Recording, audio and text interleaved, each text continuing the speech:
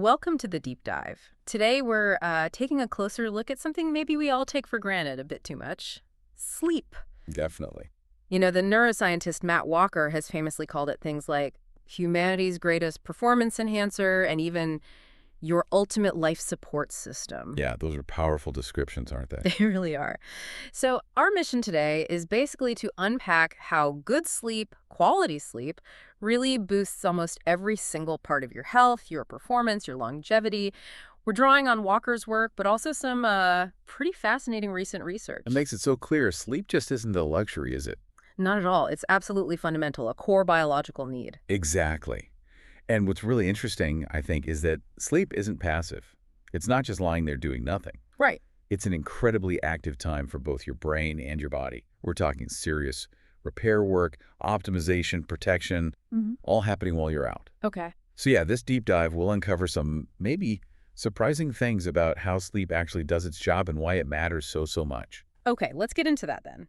How does sleep work its magic? Because like I said, for most of us, it just feels like switching off, you know?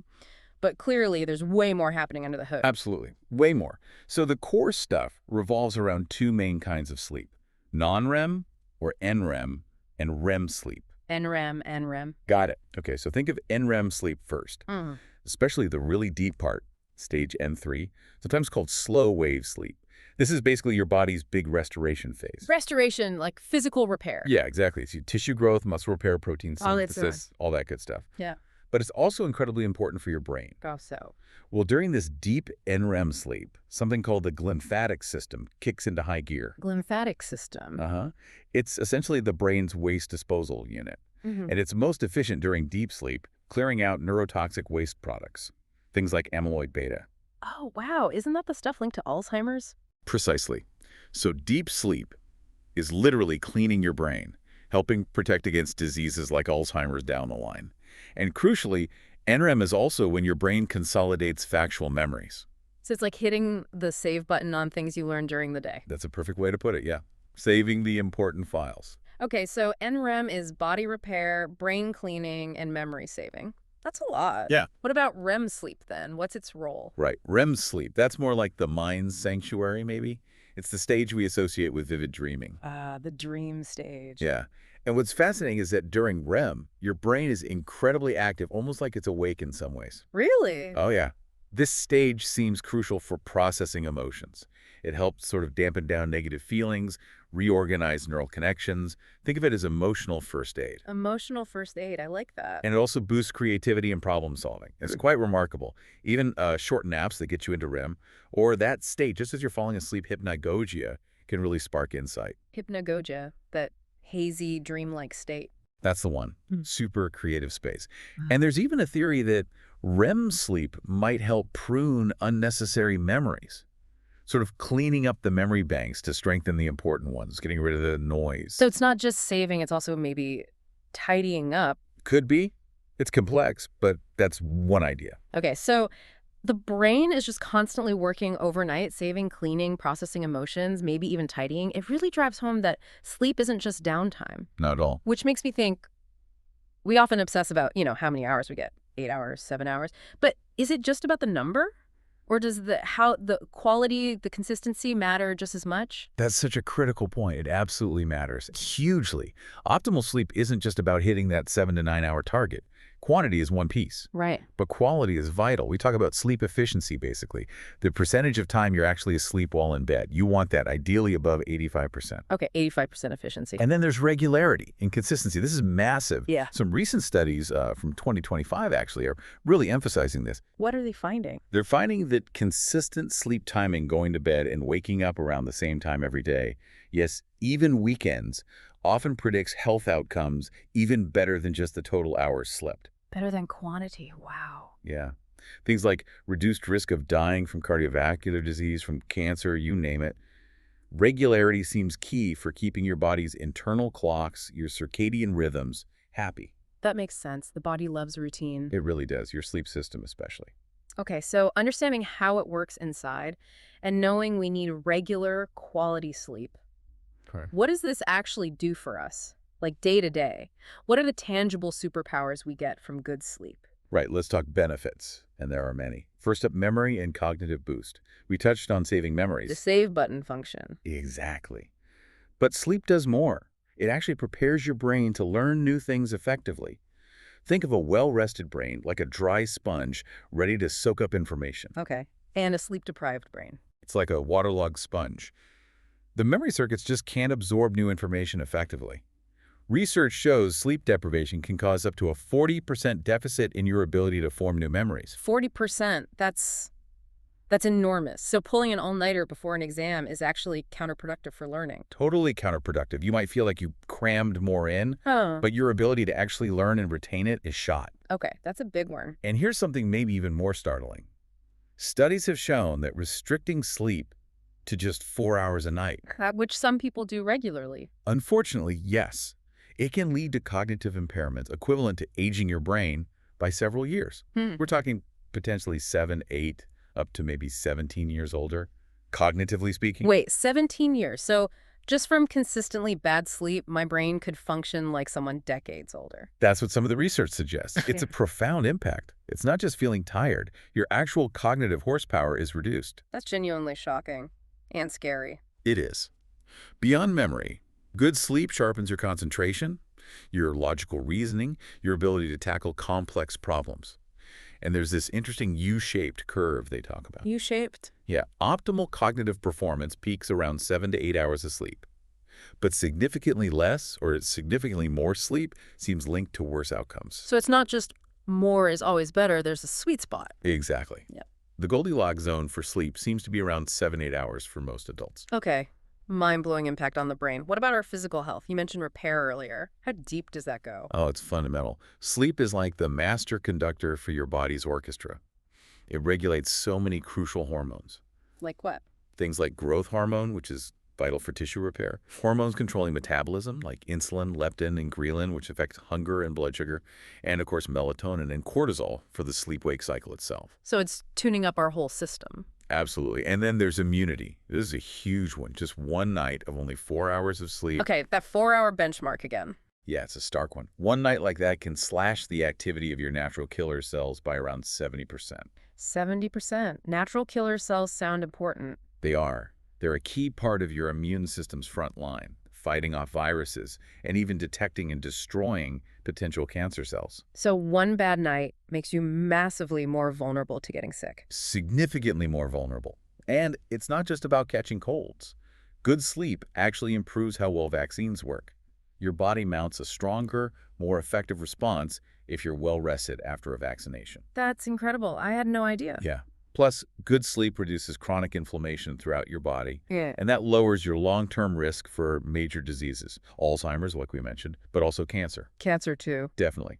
The World Health Organization actually classifies night shift work as a probable carcinogen, Just because it disrupts sleep. primarily because of the profound disruption to the circadian rhythm in sleep, also diabetes, heart disease, the list goes on. Wow. Okay. The links are really strong. They are. And here's a really dramatic, immediate example. Daylight saving time. Oh, yeah. What happens then? In the spring, when we lose just 1 hour of sleep opportunity, hospitals report, on average, a 24% increase in heart attacks the following day. 24% increase from 1 hour. Yeah. And conversely, in the autumn, when we gain an hour, there's about a 21% drop in heart attacks. That's just staggering. It shows how sensitive our bodies are to sleep changes. It really does. It highlights the acute stress sleep loss puts on the cardiovascular system. And looking longer term, the link to longevity is clear. Adults who regularly sleep less than, say, 5 or 6 hours a night, they have a 30 to 70% higher risk of dying earlier than those who consistently get 7 to 8 hours. So skimping on sleep is literally shortening your life. The evidence strongly points that way, yes. Okay. Physical health, longevity, massive impacts. What about our emotional and mental well-being? I think intuitively we all know sleep affects our mood, right? Absolutely. It's foundational for mental health. Good sleep helps stabilize your mood, reduces anxiety. It's protective against psychiatric issues. In fact, there isn't a single major psychiatric condition where sleep patterns are normal. Not one. Not one. Poor sleep quality, even more than just quantity sometimes, predicts mood problems. It makes you much more emotionally reactive. Yeah, I think we've all felt that snappier, more easily upset. Exactly. Little things feel huge. And it also amplifies feelings of loneliness, makes you feel more disconnected. Well, loneliness too. Yeah. And chronic insomnia. That significantly increases your odds, like 4 or 5 times higher, of developing major depression. And tragically, some studies even show higher rates of suicide in the days following significant sleep loss. That's incredibly serious. It sounds like sleep is deeply tied to how we interact with the world and with each other. You've hit on another key area, social and behavioral enhancement. It's fascinating. How so? Well-rested people are demonstrably more cooperative, they're more Mhm. helpful. Studies even suggest they're perceived as more socially attractive. Huh, so beauty sleep is real. In a sense, perhaps. More accurately, sleep fosters empathy. It makes us more pro-social, less likely to exhibit antisocial tendencies. And the flip side, sleep deprivation. The flip side is quite stark. Studies have shown sleep-deprived individuals can become almost socially repellent. Repellent, that sounds harsh. It does. But the research suggests they show impaired emotional expression and empathy, which can make others unconsciously withdraw. It's like loneliness can be contagious from someone who's sleep-deprived. Wow, that's unexpected. And remember that daylight saving effect. It's not just heart attacks. National donation rates tend to drop after we lose that hour of sleep in the spring. Less sleep, maybe less generosity or willingness to help. Good grief. Oh. Sleep affects charity.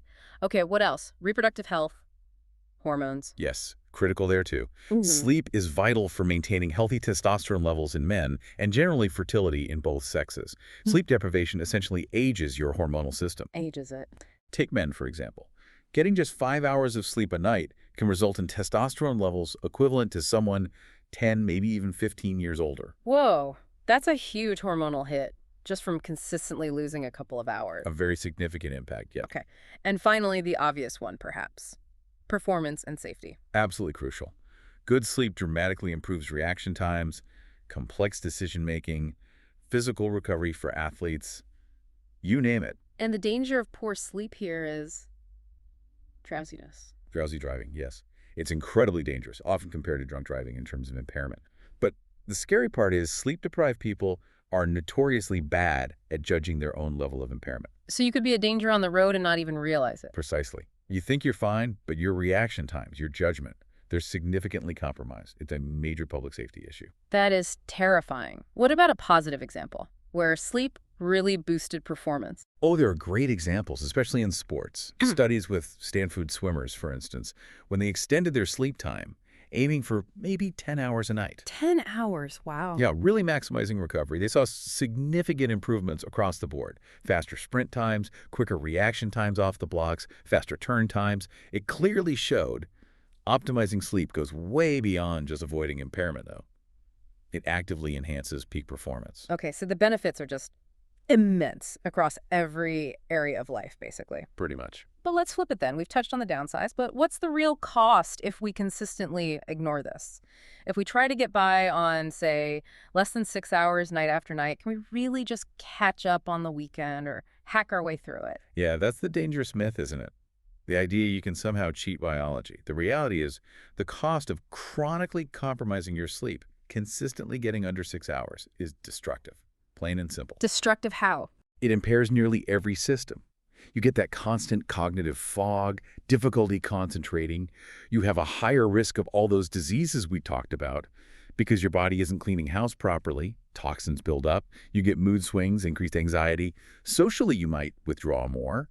And ultimately, it points towards a reduced lifespan. It really is chipping away at you. It is. And it worsens existing mental health conditions. It contributes to societal issues like maybe reduced empathy or altruism, as we discussed. And this idea of sleep debt. It's very real. Sleep debt, meaning it accumulates? Exactly. You don't just reset fully after one good night if you've been deprived for days. Cognitive impairment starts after just one night of restricted sleep, and it builds up. You can't just pay it all back on Sunday morning, unfortunately. So that weekend lie-in doesn't really fix the damage done during the week? It might make you feel a bit better subjectively, but many of the underlying physiological deficits likely remain. And sure, there are those rare people with short sleep regimes who genuinely seem to need less sleep. Right, you hear about them. You do. but they're very rare, like a tiny fraction of the population. Yeah. For the vast majority of us trying to function optimally on, say, 5 or 6 hours a night without consequences, it's just not biologically plausible. You're accumulating damage. And this must have wider costs too, right? Yeah. Economically. Oh, absolutely. Think about lost productivity due to tired workers, increased healthcare costs from sleep-related diseases and accidents. The socioeconomic burden of widespread sleep deficiency is enormous, billions of dollars annually in many countries. Okay, so the message is loud and clear. Mhm. Prioritize sleep, it's not optional. Which brings us to the practical bit. If sleep is the superpower, how do we actually harness it? What can you, our listener, start doing tonight to unlock this potential? Okay, let's get actionable. The good news is there are really effective evidence-based strategies. It's not rocket science, mostly. First and foremost, consistent habits and routines. The regularity thing again? Exactly. Try to establish a regular bedtime and wake-up time, as consistent as possible 7 days a week. This anchors your circadian rhythm like nothing else. Even weekends, that's the tough one for many. It is tough, but even keeping it within, say, an hour of your weekday schedule makes a huge difference compared to wild swings. And create a wind-down routine. A wind down? Like what? Something relaxing that signals to your body, okay, it's time to prepare for sleep. Could be reading a physical book, not a screen, gentle stretching, listening to calm music, meditation, taking a warm bath. Whatever works for you, just make it consistent. Create a buffer zone before bed. Makes sense. What else? Optimize your sleep environment. This is key. You want your bedroom to be a sanctuary for sleep. That means cool, dark, and quiet. Cool. Why cool? Your body's core temperature needs to drop slightly to initiate and maintain sleep.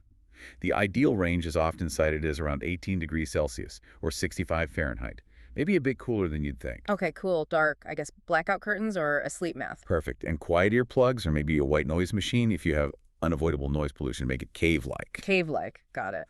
What about diet and lifestyle? Huge impact here, too. Avoid stimulants like caffeine too close to bed. And remember, caffeine's effects can last a long time. Its half-life is often 5-6 hours, meaning effects can linger for 10-12 hours for some people. So that afternoon coffee could still be affecting you at bedtime? Absolutely. Same goes for nicotine Yeah. and alcohol.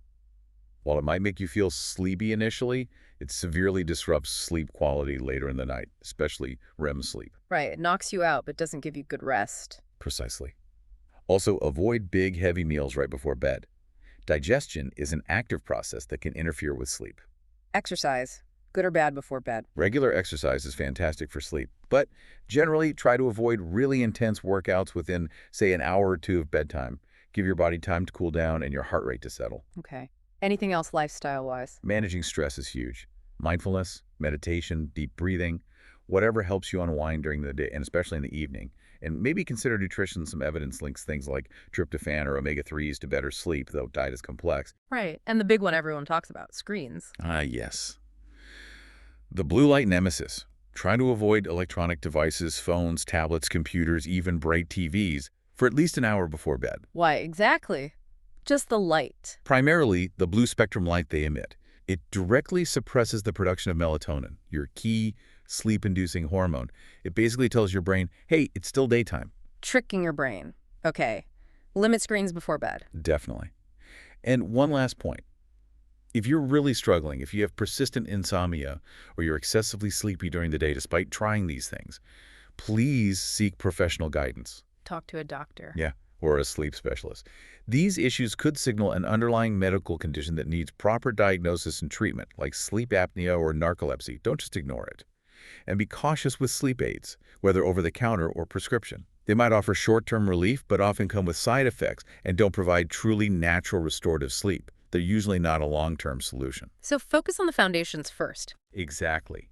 These strategies, consistency, environment, lifestyle on a V, they're not just quick fixes for feeling less tired. They are a fundamental investment in your long-term health, your brain function, your overall potential.